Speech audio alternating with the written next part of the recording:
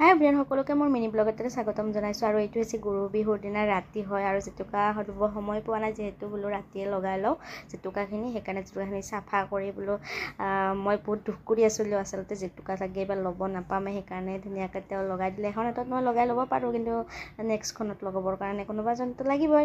সেইকাৰণে ধুনীয়াকৈ সেইফালে খেলা চাই হ'লেও মোক মানে ৰাতি 12টা বজাত দিছে ধুনীয়াকৈ লগাই কিনে। আৰু ৰাতি মই এনেকুৱাকৈ লগাই কিনে শুই থাকিলোঁ।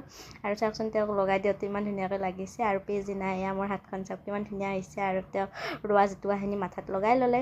আৰু এইফালে বিহু, যিহেতু সকলোকে বিহুৰ শুভেচ্ছা জ্ঞাপন কৰিলোঁ।